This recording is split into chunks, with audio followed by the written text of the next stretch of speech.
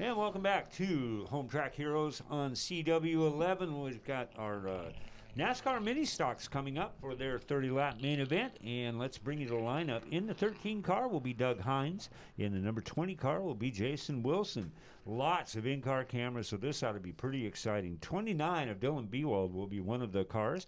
Mike Jensen in car number 521. The number 5 of Brad Thomas will have an in-car, along with Cole Raridan in car number 4. Then we go back to the number 19, our points leader coming into tonight, Thomas Stanford, and the 16 car of Travis Woodward. Next behind them will be the 22 car of Ken Legault. Outside of Ken, in the 10 car will be Cameron Iverson. In the 6th row, inside number 26, Jimmy Absher. And outside of him, in the 25 car, it'll be Riley Daughtry. So 30 laps. Most of these are front-wheel drive cars, a few rear-wheel drive cars maybe mixed in there, but a lot of creativity allowed to what you can do to these cars. Yeah, it's amazing what these guys do with them, and I am surprised somewhat about we don't see a number 97 out there tonight as we have in the 2020 season. Nat Barber and the FTG Racing Team. I think they had something else to obviously do tonight. But it's they'll be back, and we enjoy having them in their races against child abuse. Oh, maybe he's home just trying to tune that thing up a little bit, because so far Thomas Stanford has been just on rails. Boy, he sure that has. car is unbelievable. The 19 car, and you're starting inside of row 4. You can see it right there on your screen as it heads down into turn 3. As they come off at turn 4, they should see the green flag, and they're off for 30 laps. All right, here we go. NASCAR mini stocks, and Doug Hines, who was on the pole in that number 13 car with not the greatest of starts, and he went from first back to fourth as we got a caution, and they may rack this thing back up as you see the Speedway Chevrolet pace car making their way back out. I did want to remind you that this segment of Home Track Heroes is brought to you by Angel of the Winds, the official resort and casino of Evergreen Speedway, and now 100% smoke-free. You can find them on exit 210 off of I-5, and they have brought us for the past several years now our winner's platform. You can just kind of see it on the inside of the fence there when all of you are up there cheering for your favorite driver who won. That's where they get their pictures taken and interviews done. But so thankful to have Angel of the Winds. A great place. Again, exit 210 off of I-5. So they're going to rack him back up. Yeah, I think what happened there is the NASCAR officials did not like that start. It was a little bit ragged, so the officials have the opportunity and the availability to get that yellow flag back out, as you said, rack them back up, and we'll try it again. What will happen, though, is if it goes another time, possibly somebody will be penalized and put to the back. You either play by the rules or they will enforce the rules.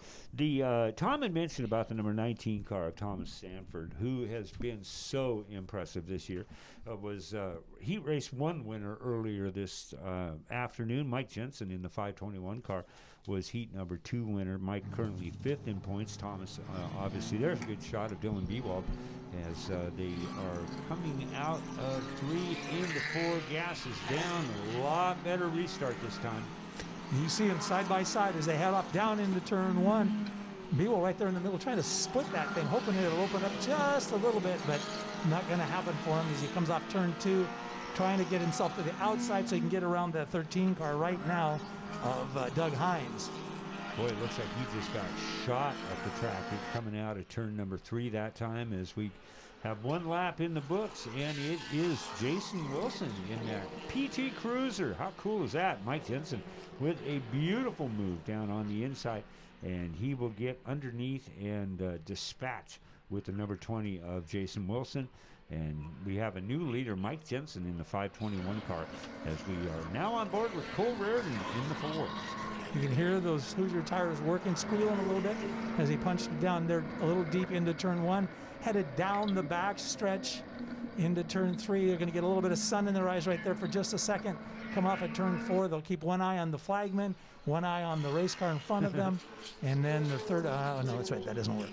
Thomas Stanford making a living up on the outside now as he has gotten around The number 5 car of Brad Thomas there put Stanford up in the 4th spot as Jason Wilson is in position number 4. But boy, up front it is all Mike Jensen, and he is just walking away with this one early on, working lap number 5 out of 30 for our NASCAR mini stocks. Here comes Stanford working around the car of not Jason Wilson, as he's getting around Dylan Bewald. And second place, that 19 car. I know people are just got to be so tired of hearing me say this, but I am so impressed with that thing. I haven't seen a car dominate a class like the 19 has in our mini stock division in a long time. Whatever they figured out, it's definitely working. Yeah.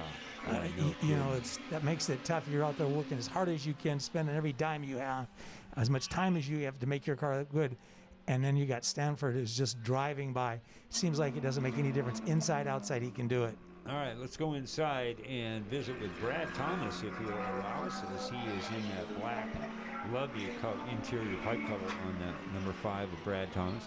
And it's kind of neat because you can see with nice shot. You can see a shot of his foot. Watch his foot working that throttle. Now he just moved it over to the brake. Back to the gas. Oh, a little bit of contact right there. Justin Wilson with a little bit of contact as his left rear met his right front. But these cars are built tough. They're built to take that.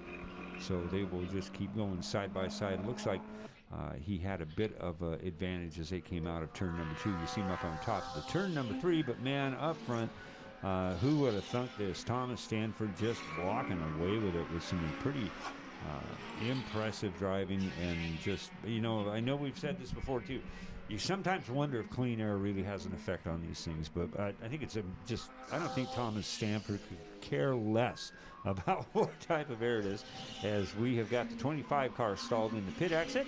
So we're going to bring it back up here. 25 is Riley Daughtry, and we'll get her straightened around and get that back. So we're going to have a pretty cool restart coming up, and I think we're going to have some pretty awesome in-car shots for you guys to check out, because they've been putting out, the track has, man, if you've got in-car footage, send it to them, and if it's good, it will get put in here. And with the quality of the cameras now, you cannot go wrong. But that kind of wipes out that massive lead for Tom Stanford here, as we're going to get back on track at lap number 10 for NASCAR mini stocks. Just before we went yellow, Stanford a full second faster than the second place car. So whatever they figured out is absolutely working for them right now. You see the pace car pulling off.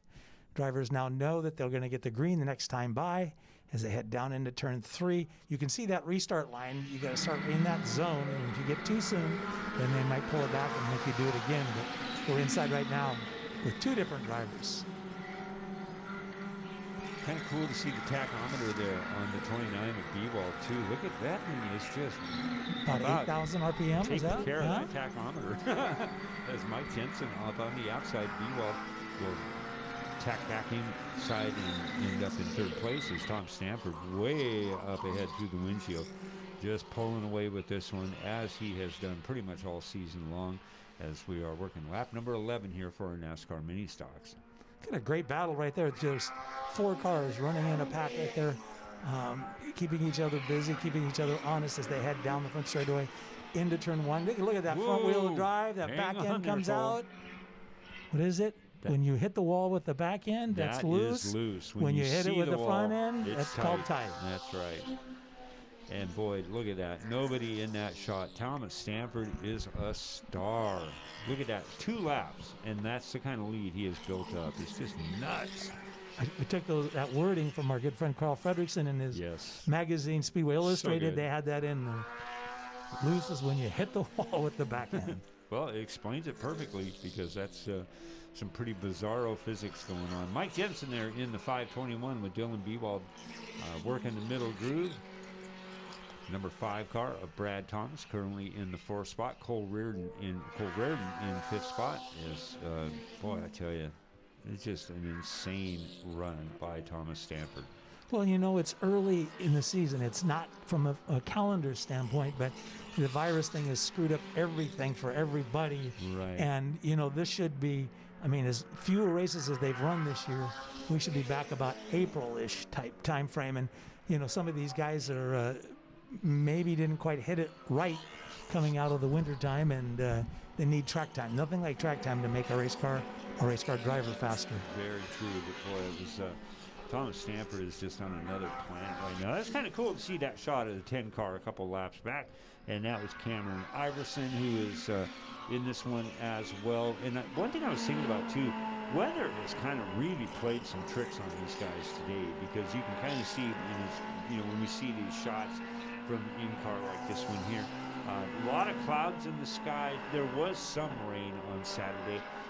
So in addition to all of the other conditions that these guys had to deal with, these teams had to kind of think about weather in the back of their minds as well. But boy, look at that, 18.814 and to a 19.033 on that lap as they are past the halfway point. And there's Dylan Bewald on the outside of Brad Thomas as we go in-car with both those two. Dylan Bewald on the bottom to the outside of Thomas in the 5. You can see Thomas peeking inside of the hand there. Look at the movement of his hands on that outside. He's on that outside working harder to make that thing turn, and you can see those hands back and forth sawing on that steering wheel. That is a great shot. Congratulations on getting that one on the show, because that was so impressive.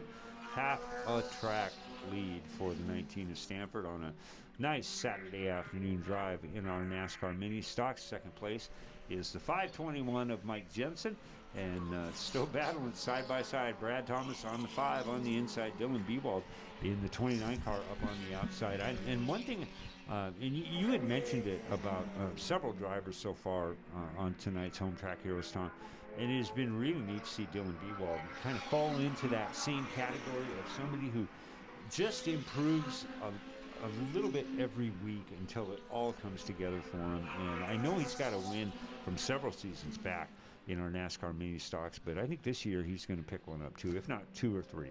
You're right, and this division has, produced some really, really good race car drivers throughout the years.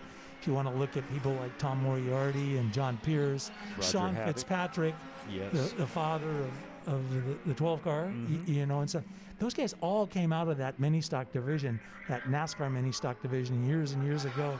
And I'm going to guess in a couple of years, especially the way Sanford's going, he could be in a Pro A model car very so. soon. Yes, and we are going to have 6 laps to go here out of 30 for our NASCAR Mini Stocks as the lapping of the field has begun in earnest. The 19 of Thomas Stanford just absolutely walking away with this one. Still a great battle.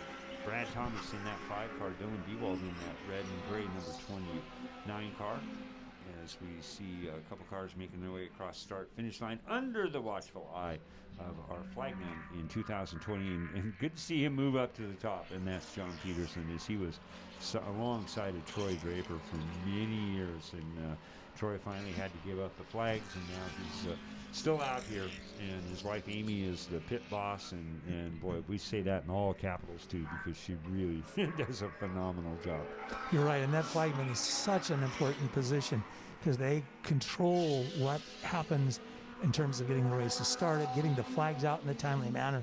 If they do a bad job, it could end up being disastrous for the competitors. So that flagman has to work in concert with the race director. The race director is up in the tower, works with scoring, and the race director is sort of, I guess, the big boss of the operation. Right. So between the two of them, they're responsible for any penalties that come out during the race, maybe even after the race. So they have to work in concert, and they have to work well together. All right, we're getting ready to wrap this one up. Thomas Stanford, when he comes out of turn number 4, we'll see the white flag, as the rest of the field will see it. There it is right there. And we're going to have one more to go for a dominant performance by the number 19 of Thomas Stanford out here tonight at Evergreen Speedway and Home Track Heroes. Thanks so much to all you guys for checking us out Sunday nights, 5 o'clock here on CW11. And there it is, checkered flag 19 as he slows down going across start-finish line. That is a dominating performance. So Mike Jensen will finish second, and Brad Thomas in the 5 car. And boy, I'll tell you, anybody earned a position, that Brad Thomas, he earned that 3rd place spot. Boy, the battle he had with Dylan Bewald That was a great one. Also, Travis Woodward, Cole Reardon, Jason Wilson, Ken Legault, Jimmy Absher, and Riley Daughtry round out the field. So we'll bring them up here. Kyle will get down and get some thoughts from our top three. And like we said, another dominating performance by that car right there. And let's go to Kyler. Out here, Brad Thomas coming home third tonight. You had quite the battle with Dylan Bewald out there. Yeah, we're very even there. I just kept working him until I could finally get by him there. And yeah, it was a good battle, good clean race, and I enjoyed that. Yeah, you just mentioned me. It feels good to be back on the podium. How long has it been, and how great does it feel right now? Yeah, it's been 2 years. We won the championship back in 2017 and had a number of podiums.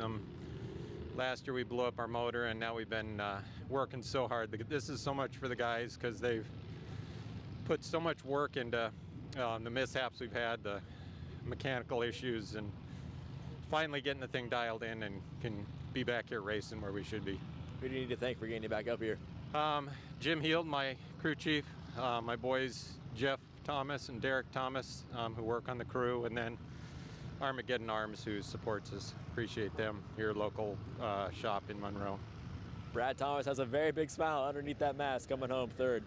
Mike Jensen second tonight in the 521. A lot of good cars out here, and you're able to battle your way up to second. Yeah, I mean, I really needed that third race and haven't done as good as I expected. Moving up in the class, got a good car, just got to get caught up with it, and tonight, that was huge for me.